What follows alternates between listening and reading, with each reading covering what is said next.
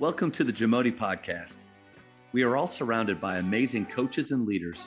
So let's get an inside look at not just what they do, but how they do what they do. After all, becoming the best versions of ourselves is JAMODI, just a matter of doing it. So I love the fact that you chose the social media question, because I do think as coaches now, I mean, unless your program is blessed to have, or your school, and some of these bigger high schools now, they're even at high school level, they're starting to have social media people like hired for their school and to do, because it is such a big part of our players' lives and ways that we can celebrate them and and let people know about the cool things happening in our program. But in what ways do you use social media to enhance your program? Well, I mentioned earlier Trevor Johnson, the guy that's been with us for 10 years. He came worked at the junior high with us for 2 years, and then we moved him up, and he's been with me for 8. And he is a genius on social media. I am not a genius, but I can tweet. I love watching every morning. I'll get on there when I get to school and kind of check out. And some of that stuff they put on there is trash, but Yeah. try to eliminate some of that. But the people I want to follow and the things I follow, and we've got a Randall basketball that people follow, and he is constantly updating that. I mean, after games, we've got pictures.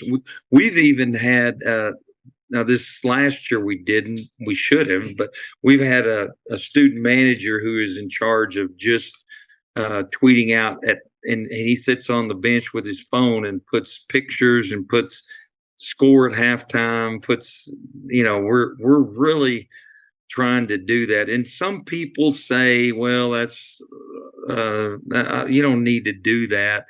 I'll tell you this. Now, I don't know how it is with you. The Dallas Morning News, I used to love the Dallas Morning News. It even came to Amarillo, and I would go get it, especially during basketball season.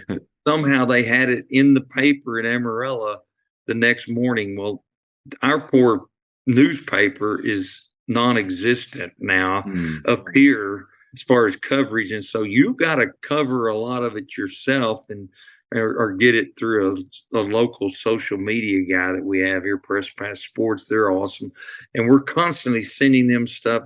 I just think it's wise, that deal that I told you, when I get a junior high kid and tell him, I can see you doing this.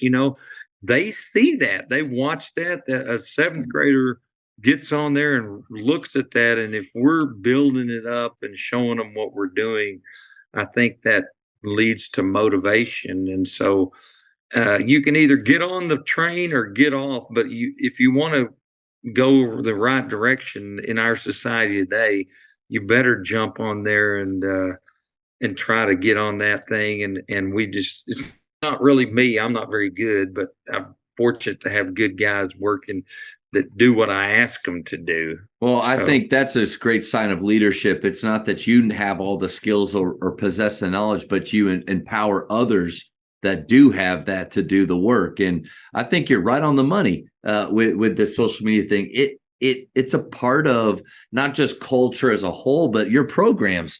And, I've always felt like for years, like I wish more parents would come to practices. I wish they could be a part of some of the meetings that we have as a team to see and feel, just in my opinion, how special this is. Yeah. But they can't. They can't be there all the time. But social media is a way where we can let people in that invisible door, right? And see a little bit more. And so and if you just got to watch these colleges, whatever they're doing to bring excitement to the program, to get people pumped about their brand, right? We should be doing that the best we can. Right. I agree totally. And, my Red Raiders, I got my Texas Tech. I went to Tech, and, their games, and Chris Beard, man, he turned that thing around with how he promoted, and then did the same at Texas. He'll do it at Ole Miss, I know. Yep. But I think Coach McCassin will come in and I was going to ask you, what do you think about your new coach? I think that's a great hire. I know Oh he's a yeah. good man. One of your Bears. My wife went to Baylor. She was a volleyball player at Baylor.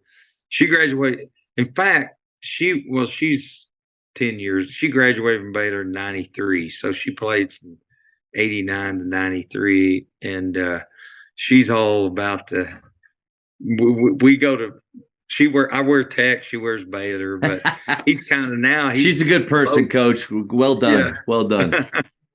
Yeah, so we're excited. I think he'll do well, and man, what a job he's done down there in North Texas. It's been amazing. Everywhere he's been, and I love going to TBC. I like the court sessions. My favorite is the kind of more of the classroom session where you get these guys with a whiteboard or the PowerPoint now, whatever, talking about their different things, their culture practices and things. One of my favorite sessions I've ever been to was his. That he did up in one of those rooms at TBC, and I just can't wait to see what he does there. Yeah, it's going to be exciting. Thank you for checking out today's episode.